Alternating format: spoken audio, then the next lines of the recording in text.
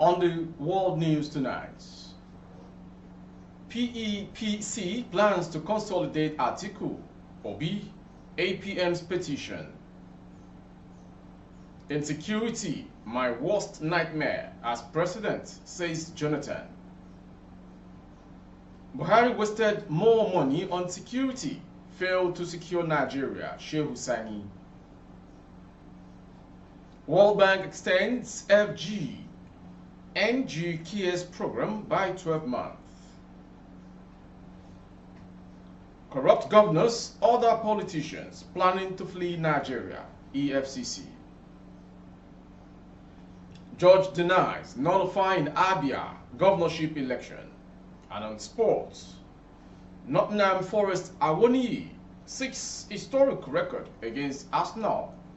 I am Morire Rabila Lawal. The news in detail.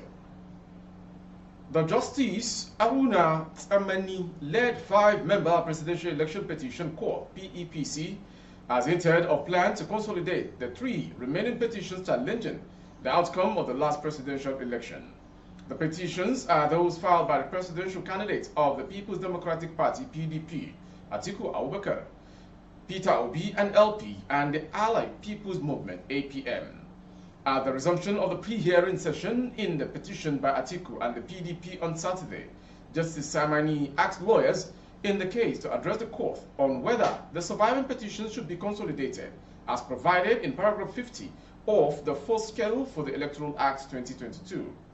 The paragraph reads, where 2 or more petitions are presented in relation to the same elections or rerun, all the petitions shall be consolidated, considered, and be dealt with as one petition unless the tribunal or courts shall otherwise direct in order to do justice, or an objection against one or more of the petitions has been upheld by the tribunal court.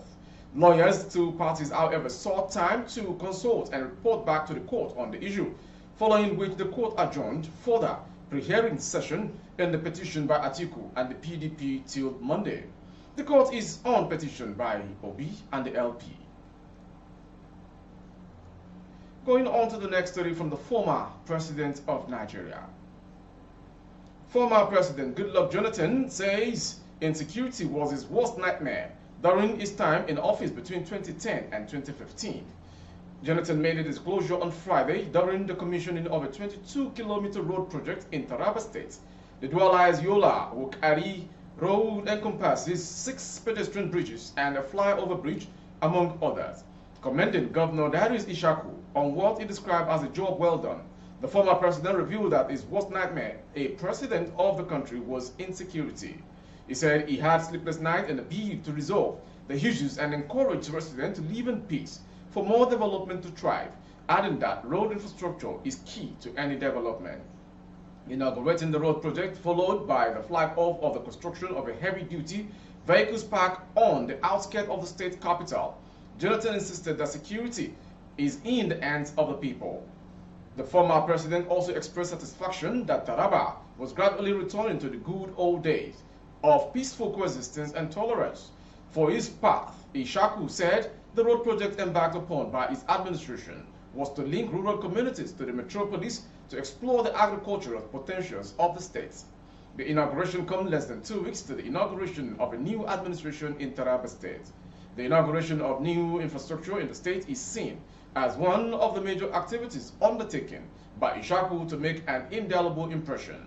Ishaku, in his remarks, said his administration's emphasis on road construction targets economic growth, especially in rural communities, by revamping the agricultural potentials of Taraba. The governor used the opportunity to counter statistics, putting the state as one of the most indebted nationwide. Going on to the next story. Former lawmaker and social critic Senator Sheikh Hussaini has alleged that President Muhammadu Buhari's government wasted more money but failed to secure the lives of Nigerians. The social critic claimed that about $20 billion was budgeted for defense in the 8 years of President Buhari's administration. Sani's claim was contained in a post on his verified Twitter handle on Saturday. He lamented that over 63,000 people were killed despite the huge budget deployed to the defense sector in the current administration. Worth about $20 billion was budgeted for defense in the 8 years of this administration, and over 63,000 people were killed in the same period. Going by the financial figures from macro trends and casualty figures from the Council on Foreign Relations, the Buhari regime wasted more money and failed to secure the lives of Nigerians. Going on to the next story. The Minister of State for Budget and National Planning, Clem Agba, says the World Bank has extended the federal government's COVID-19 Action, Recovery and Economic Stimulus (NG-CARES) program by 12 months. Mr. Agba, represented by Aso Vakore, the chairman, Federal CARES Technical Committee, disclosed these at a ministerial town hall meeting on the NG-CARE program for stakeholders in Enugu on Friday. The meeting was for stakeholders from Abia, Anambra, Ebonyi, Enugu, and Imo states. The minister stated that additional advances would be given to the states after the independent verification agents assessed the performance in June. He disclosed that the program had impacted over 2 million direct beneficiaries who are poor and vulnerable Nigerians. He added that a handing over to the incoming administration would effect this. Mr. Agba added that one of the President Muhammadu Buhari's strategies was to intermittently meet and with the engaged stakeholders as part of government accountability to the citizens. The minister explained that the outcome of the interaction would form part of what the present government would hand over to the incoming government. Earlier, Mr. Vakore, in his welcome address presented by the ministry's senior procurement specialist, Abubakar Yusuf, said the meeting was to listen and interact directly with the beneficiaries. And to the next story. The Economic and Financial Crimes Commission, EFCC, has alerted the general public of the alleged move by some governors and other politicians accused of corruption to flee the country ahead of the May 29 inauguration. EFCC spokesperson Wilson Uwajare raised the alarm in a statement issued on Friday night. The commission said it is currently collaborating with its international partners to ensure that the plans are frustrated. The commission vowed that all political actors involved in corruption while in public office must be brought to justice. The statement reads partly, again, the commission wishes to alert the public about plans by some of the alleged corrupt politically exposed persons to flee the country ahead of the May 29. The commission is working in close collaboration with its international partners to frustrate these escape plans and bring those involved to justice. From that story, we go to Abia State. A federal high court has denied nullifying the candidature of the Abia governor-elect Dr. Alex Oti, who contested the election on the platform of the LP Labour Party. The court, however, said it nullified the election of the Kanu LP candidate that contested the 2023 general election.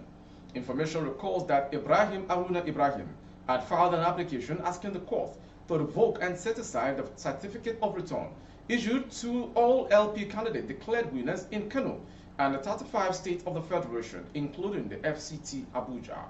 However, following the mixed reactions that have trailed the judgment, Justice Nasser Yunusa affirmed that the candidates in Abia who took part in the just concluded general elections were not parties in the suit. Nasser Yunusa said the court declared only the primary election of the Labour Party in Kano State null and void. This court lacks jurisdiction to make an order for the issuance of certificates of return. They are at liberty to seek redress in the appropriate division of the court, he said. From there, we go to Kogi State. A middle-aged man identified as Daddy Noah was on Wednesday abducted from his village, Pantin, a riverine village in Bagana Ward of Omala, local government area of Kogi State, beheaded and dumped into river in Kogi State. The incident was said to have occurred when Daddy, a young youth leader in the company of 4 friends, went on a hunting expedition where the government, based on information, stormed the forest and abducted him, while his other friends escaped by whiskers, according to the villagers. The deceased, according to locals, was one of the belligerents defending his clan against the onslaught of the Otutu Batu clan, who have been up in arms against each other over the control of the Bagana community in Omala LGA. Information gathered that the crisis, which started off as Fulani Elders and Agatu in Benue State, snowballed into ethnic and clan cleansing, which started over a decade ago. According to another eyewitness account, Daddy, as he was fondly called, met his Waterloo on the fateful day when a suspected bandit numbering over 20 stormed the sleepy town of Panteyi, shooting sporadically as the villagers ran helter-skelter to save their lives, and in the process, Daddy was abducted and taken to an unknown destination. The eyewitness added that Daddy was subjected to all manner of ill treatment before he would be added and the corpse thrown into River Benue at Bagana. From Kogi to Imo. At least 2 officers of the Nigeria police force were reportedly killed on Saturday morning at a community in Imo State. Report obtained that the slain policemen were on duty at a checkpoint at Umudim, very close to Okpala Junction, along Owerri, Aba Road, when the gunmen arrived in large numbers and began shooting sporadically.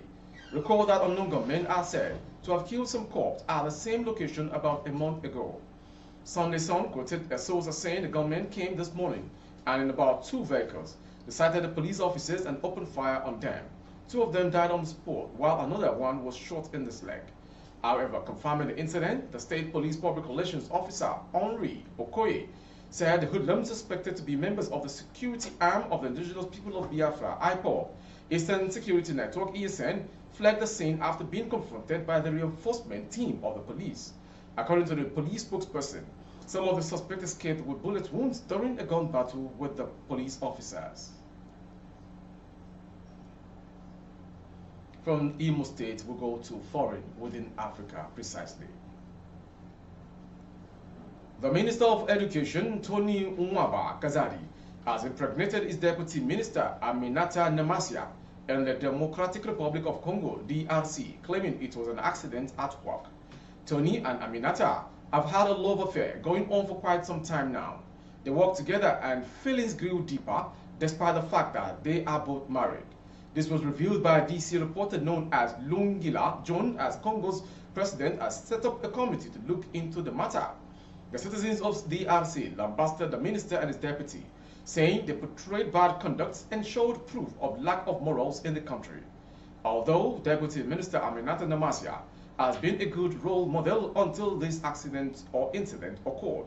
Meanwhile, Aminata opted not to address the scandal when the story hit social media space a few days ago, but instead demanded that her privacy be respected. Aminata posted on Twitter, "Beyond my official and public duties, I have a life that must be respected by all. A right guaranteed to all Congolese by our constitution. Tarnishing my image should not be tolerated habit.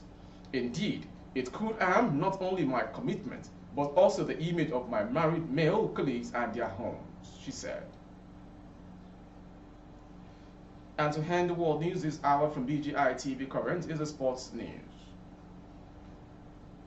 Taiwo Awoniyi will look to make history when Nottingham Forest host Arsenal in the Premier League clash at the City Ground on Saturday today. Awoniyi has scored 4 goals in his last 2 games for the Tricky Trees and can join the elite class of Nottingham Forest players to have scored in 3 consecutive league games with another goal in this tie. Only 2 Nottingham Forest players, Dougie Friedman and Danilo, have achieved the feat. Friedman achieved the feat in the 1998 and 1999 season, while Danilo equaled the record this season. Awoniyi recently returned to action for Nottingham Forest after missing action for around 2 months as a result of a groin injury. The Nigerian international has scored 9 goals and provided 1 assist in 25 league appearances for Steve Cooper's side this season. With a sports story, we end the world news this hour from BGI TV Current. Before we go, some major headlines. PEPC plans to consolidate Article Obi APM's petition. Insecurity, my worst nightmare as president, says Jonathan. Buhari wasted more money on security, failed to save Nigerians. World Bank extend FGNG CARES program by 12 months. And on the foreign, which is on the sad notes, Minister of Education impregnate deputy in DRC claims it was an accident at work. On sports, Nottingham Forest Awoniyi 6 historic record against Arsenal. For more update of our broadcast on YouTube, our handle is BGI TV Current. Kindly subscribe and click on the notification bell Select option all to access our broadcast. On Facebook, Bagede Imo with Alawi Adebayo. Please like and follow the page.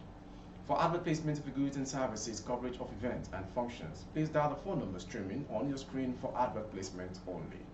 It's another beginning of a new week. Tomorrow starts a new week. Possibly many sees it as weekend. Do your best, for God sees all. I am Morire Rabila Lawa. Good evening.